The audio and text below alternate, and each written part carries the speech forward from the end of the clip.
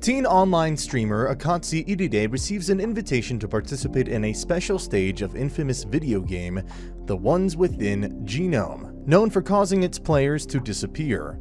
He's suddenly transported to a remote forest, alongside fellow players Karin Sarayashiki and Kaikoku Onikasaki. While searching for a way out, they are suddenly pursued by an enormous panda, which Akatsuki manages to befriend due to his friendly nature and convince it to leave peacefully, much to the amusement of the game master Paka, a mysterious man in a suit with an alpaca mask. They are subsequently brought to the Genome Tower and introduced to 5 other participants: Anya Kuro, Zakuro Oshigiri, Himiki Inaba, Yuzu Romari, and Makino Aikawa.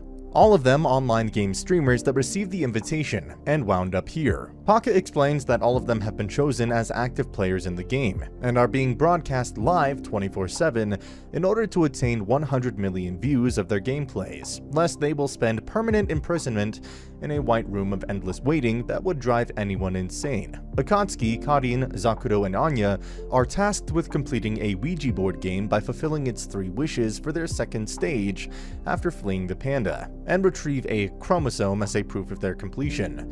The first is for water, the second is for a friend, which Akatsuki offers to be, and the final wish is him. The Ouija board attempts to kill him, first by dragging him down the window, where he's saved by the panda, and then setting the building on fire. Akatsuki promises instead to come find her after clearing the game, and escapes with a few minor burns. For the third stage, Paka introduces them to a nurturing dating simulation game, to raise an attractive girl from an egg to be the flawless lady Murasaki, to capture the heart of the school's prince, Hikaru Genji. At the same time, he allows everyone to go freely as they please within the district, Avenue 13, except for floor 51 and above of the Genome Tower, as trespassers will be punished. Himiko, Makino, Akatsuki, and Anya are nominated to participate in this game. The first trial involves hatching and incubating the egg for an hour, at a temperature of at least 38 degrees Celsius and appropriate humidity, which Himiko performs with ease and dedication. As the girl hatch will be determined by the breeder's preferences, Himiko urges everyone to envision their ideal type of girl. But what is birthed is a miniature version of the giant panda, with a feminine attitude and afro hair. Murasaki is accidentally charmed by Makino after gazing into his eyes, but everyone persuades her to go to school anyway. And with the girls, and Iride dressed as one, infiltrating the classroom to watch out for her, Hikaru is revealed to be an insecure teacher who uses his good looks to feed his narcissism. As Murasaki's muffin is crushed by him, she makes more and gifts them to the players instead, confessing that she loves all of them. With her love fulfilled, the players earn the second chromosome. After the stage, Yuzu returns to her room and opens a closet plastered with photographs of Akatsuki. Kaikoku and Zakuro reveal that while other players are playing stage 3, the 2 of them snuck to floor 51 after discovering that the entire city was completely vacant, save for the players. However, as they were found out, Paka sets an S-level difficulty stage for them to conquer next as punishment, called Exterminate the Mimicry Man-Eaters, and sealing them within the Genome Tower. As the first Mimicry Man-Eater appears in their room, it splits the group in 2, with plans to regroup and meet at the basement food storage room. The monsters multiply extensively in their chase, frequently imitating the appearance of their comrades to fool them, but the group successfully manages to meet as the sun sets. Akatsuki reveals that the Mimicry Man-Eaters operate based off sunlight, and due to night falling are currently inactive, allowing Yuzu to arrive with a bunch of countermeasures. Yuzu digs out a bag of poison needles and hands them out to the boys to kill the monsters the next sunset, while leaving the girls and Makino behind to protect their food source. In her room, Kaikoku finds her closet of Akatsuki pictures and begins to suspect that not all the players are allies. As the sun sets on their second day of stage 4, there are 5 vials left. Akatsuki accompanies Karin to use the toilet at night, but leaves halfway to use the men's restroom. There, he is confronted by Yuzu, who reveals her startling knowledge of Akatsuki's habits after dedicating her whole life to observing him. She identifies him as the control of the Mimicry Man-Eaters and kills him. After the stage is cleared, the real Akatsuki, having learned about Anya's sleep disorder, causes periods of insomnia until he collapses from exhaustion, gets a bottle of sleeping pills from Paka, only for Anya to punch him in the face, feeling as though he's a burden and unused to being helped. The 2 make up soon after, with Anya indirectly apologizing and confessing that he wasn't really angry but grateful. The players proceed to stage 5, which takes place in Kakuryō, the land of the demons. Paka tasks them with saving the girls kidnapped by a race of invincible Oni. The players visit the village elder, Kihachi, and his granddaughter, Kika, who give Yuzu the idea of having Makino and Akatsuki pose as female sacrifices, relying on the power of Makino's eyes to charm anyone regardless of gender. However, the plan goes awry when Makino falls asleep and Kadin is kidnapped instead by Kika and the Elder, revealed to be the Oni themselves. As Kadin is captured, Akatsuki negotiates with the Elder and offers to go with him willingly, and should he be unwanted, Kika is free to dispose of him. As the other players lament their situation, Yuzu reveals that she placed the transmitter in the Akatsuki's lanyard, and promises to track them down and save everyone. A flashback shows that Kaikoku was treated like a tool by his grandfather back at the Onigasaki house due to being the next heir, causing him to rebel and run away from home. In the present, Iride and Kadin are held in a cage at the Oni's mansion. Iride manages to slip through the bars, but Kadin is left behind and turned into one of Kika's maids for her life-size dollhouse named Veronica. He crawls through the ceiling vents and manages to meet with Zakuru and Kaikoku, who have come for the kidnapped girls and Kadin. The three split up to the three towers of the mansion to find the trapped girls, which Iride discovers first and heads back into the room he was initially caught to find the key. However, he is severely injured by Kihachi until Paka arrives to stop him, reminding Kihachi of his existence as a mere game character, and stressing Iride's importance to the game, although this is unexplained. Iride offers to be friends with Paka and escape this place with him, but Paka rejects him, saying that he is bound to a promise and causing Iride to cry. Meanwhile, Zakuro finds a player bracelet with his twin sister, Sakura's name on it, causing him to go into a panic. The three boys meet up back at the underground dungeon to free the captured girls and Kadin. As Kika appears, Zakuro attempts to question her, but she lies that she got rid of Sakura, causing him to go into a rage until Kaikoku steps in and threatens Kika. With Kihachi no longer responding to her calls, she confesses that she really cannot remember a girl resembling Zakuro from 2 years ago. As Kaikoku leaves, however, she taunts him for being jealous of her close relationship with her grandfather. Meanwhile, back at the Genome Tower, Yuzu watches footage of Iride's every move from a POC camera. Stage 6 moves to the isolated ruins of Katakata Desert, where a girl and boy must proceed through the dungeon to retrieve the 5th chromosome from the Guardian of the Temple. However, the catch is that players must not lie no matter what. By drawing lots, Anya and Himiko are chosen, much to her fear and terror. As they make their way through the ruins, Himiko tries to strike up conversation, asking him if he's been sleeping well and taking his medicine properly, but Anya lies to her. This causes mummies to emerge and attack them. Himiko uses her flash grenades to break through as Anya fends off the remaining mummies with a steel pipe, emerging into a crumbling bridge. However, one grabs the motorcycle helmet Anya has on his neck, nearly strangling him until he unclips the helmet and defeats the mummy. Himiko makes a grab for it, and Anya tries to pull her up, but the two fall down into the abyss when the bridge crumbles. Outside the temple,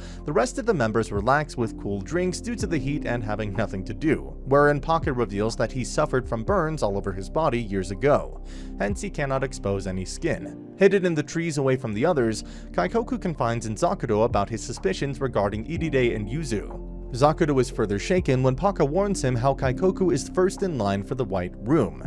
In the abyss, Anya wakes up from a dream when his oldest brother, Kenya, died in a car accident after going out to buy ice cream for him.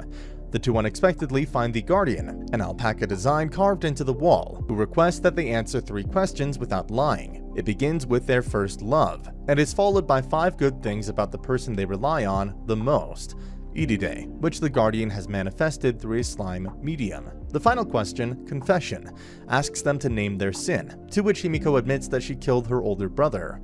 Later, Iride muses how he wants to collect all the chromosomes, and Yuzu tells him that this dungeon is unsuitable for him. Anya recalls Himiko explaining how her parents attempted to protect her and gave up her brother for adoption. He subsequently went missing for 7 years and was declared dead officially, causing Himiko to lament why her parents wanted to save only her. Stage 7 escalates quickly into a game of hide-and-seek, with the 3 curse-stealing sisters, Misery, Isabella, and Carrie, tall, monstrous triplets with an eye patch each that operate based on a bell rung every 15 minutes. Paka limits the game area to their unlocked rooms and corridors of floor 6, and explains the rules. If a person is caught once, his or her vision will be stolen, but if the person is caught twice, his or her eyeballs will be next. The only way to remove the first curse is by touching someone that hasn't been cursed, and the aim of the game is to have nobody remaining that is cursed after an hour. The first round proceeds with the 3 girls, Kaikoku and Zakuro being cursed after 2 rooms were opened, meaning that the 3 out of 8 probability has a low chance of succeeding unless all of them manage to receive help immediately after being cursed. The second round returns with all of them deciding to split up. When Kaikoku hides in Yuzu's room, he finds a strange photo of a man and a woman resembling Iride and Yuzu wearing lab coats, but with their faces scribbled out, as well as a suspicious stack of research papers titled Experiment Data on District 13. As Anya and Iride are cursed this time, Iride attempts to leave to find someone pure, but realizes that Carrie is waiting outside and blocking the door. This forces the 2 boys to hide in the same room, despite being cursed once, escaping a close call by switching hiding spots from inside the wardrobe to behind its doors. The final round has them on a gamble, as everyone stays in the same room, with Iride promising them that the sisters won't come. Everyone clears the stage without being cursed. That night, everyone is in bed for a good rest, while Kaikoku scans through the data files on each of the players he stole from Yuzu's room, with only 2 files of Iride and Yuzu that are missing. Surprised at how detailed the information is, he finds a note detailing how his grandfather is on his deathbed, and heads up the levels of the Genome Tower angrily with a sword in hand. The next morning, Zakuro is shocked to find that Kaikoku has disappeared, having been admitted to the White Room. Paka brings Kaikoku his breakfast the next morning, advising him to eat after the anesthetic administered to him has worn off. Paka also explains that he now has to wait for his friends in the room alone until they reach 100 million views, with a newly added player bracelet on his wrist to make things easier for the workers here should he die. In retaliation, Kaikoku bites Paka's hand. When Paka returns to the Genome Tower, the rest of the players announce that they are going on strike and refuse to participate in any games until Kaikoku is returned to them. Zakuro asks if Iride is on their side, to which Iride promises that all 8 of them will be back together again. To give everyone a chance to redeem the prisoner, Paka offers them a 72-hour puzzle game for Stage 8 with 30,001 pieces. In finding the piece that does not belong, they will hence earn the password combination to the White Room to free Kaikoku. While explaining the rules, he warns Yuzu to know her place, hinting that he picked a puzzle game on purpose to test her specialty.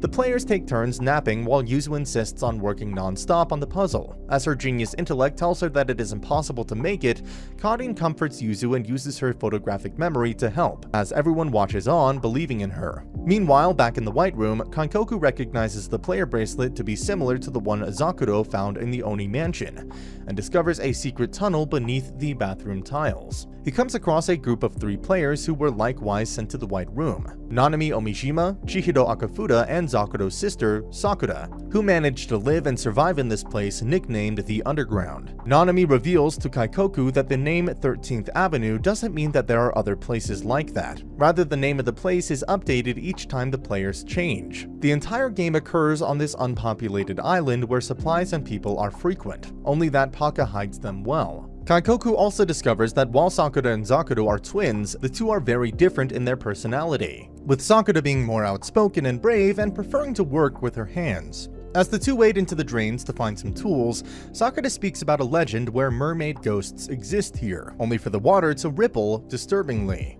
The underground drains turn out to be populated by goldfish. However, Kaikoku soon feels hair wrap around his ankles and pull him underwater, where he sees a gigantic, carnivorous goldfish. Luckily, Nanami and Hito come to their aid, with Nanami mentioning how 4 years ago these goldfish were involved in a game stage. Paka notices that Kaikoku has disappeared from the White Room, although its door is still locked. Kaikoku speculates that Paka may have let him escape on purpose to round up all the defectors, and strikes up a deal with Nanami to exchange information from time to time. Yuzu, her confidence regained, explains the Lun algorithm. She then requests that she manage on her own, with Karin left as a body pillow, when there is 30 minutes remaining. In the unlikely chance that she fails, everyone will use the last resort method suggested by Anya prior to the stage's beginning. However, halfway through assembling the puzzle, Yuzu throws up and Karin rushes to find someone in a panic. Yuzu longs to touch someone and not be alone, feeling the Ouija board ghost, whom she calls Big Sister, pat her head. Paka takes pity on her and helps her fill in the border of the puzzle,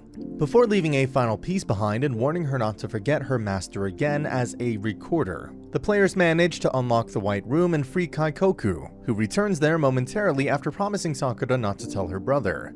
In the infirmary, Kaikoku confronts Yuzu about the data in her room, to which she explains that she's a minor prototype, or recorder, for the game, who sends all information to Paka regarding the player's emotions and thoughts, and allows Kaikoku to decide what his next action will be towards her. Kaikoku decides to call it a truce until Yuzu has decided whether she wants to be their friend or foe, remembering Zakuro telling him how she worked herself till she collapsed for his sake. As he leaves, Yuzu thanks him wholeheartedly. Paka invites them to a virtual reality, or VR, simulation game for Stage 9, where the players from the Ouija board game will have to raise the child versions of Kaikoku, Yuzu, Makino, and Himiko, so that the bulbs on their heads will bloom into flowers, based on the amount of love given to them. Players will clear the game when 3 out of the 4 flowers bloom. Himiko is easily done by tamagoyaki, Kaikoku by his favorite dried fish, and Yuzu by Akatsuki and Karin praising her intelligence. Although this meets the condition for clearing the game, Paka reveals that there has been a glitch and Makino still remains connected in his capsule and synced to the game, which means that he will still remain in his child form. Even with the help from the now reverted Yuzu, Himiko, and Kaikoku, Makino refuses to bloom and seems to look extremely sad. Iride manages to find Makino's real body, held in the game, and chats with him about love. Makino recalls how his parents always fought and neglected him, but he was taken care of by his kind teenage neighbor, Sumide, as a child, falling in love with her. However, Sumide never knew his feelings and fell in love with someone else instead, causing Makino to turn to love games for comfort. Iride confesses how his mother isn't actually related to him, but despite that he still loves her, and advises Makino to move on even though his love interest isn't looking at him. Child Makino blooms, with further prompting from Zakuro, who asks to call him by his first name, into a hilarious afro head flower. As everyone laughs, Paka looks over the game monitors and warns that the real fun is about to begin. Everyone speculates whether Makino has a girlfriend and his actual age, with Iride being the only one guessing that he is older than him. Paka invites the group into a bonus stage, where players gamble to double their coins and win attractive prizes, with the grand prize as a wish-granting trinket, where Paka will grant the wish of a person provided it's within the game. The players go around gambling, but as Iride plays a game, he's sucked into an alternate portal and disappears. Paka assures that Iride will not come to any harm, but as the stage has a 2-hour time limit, if Iride does not return, the game will close and he will be stranded there forever. Paka gloats that the likelihood of Iride returning is low though. In the portal, Iride sees a vision of a woman, resembling him. Everyone decides to save Iride using the ticket. With only a few minutes left, Makino manages to earn close to 5,000 coins by playing slots, half of the ticket's cost. Yuzu decides to bet 5,000 coins on one game with the highest probability of winning, high or low, where the player guesses whether a face-down card is higher or lower than the first card dealt. As Paka deals an 8, which is the midpoint value of the deck, everyone is stuck in a dilemma until they recall Iride's firm conviction that Makino's girlfriend is older than him, and how his predictions have always been correct, and filled with conviction despite the odds, managing to win and save him. In a pre-credit scene, the woman from Iride's vision, his adoptive mother, assures a dark-haired man that her condition is stable in the Iride household. He walks out to a car where Karin's detective brother and Anya's brother Shinya await. And that's the end of the video. As always, if you liked what you saw, subscribe to the channel. I'll be uploading a lot of videos just like this, so I'll see you at the next one.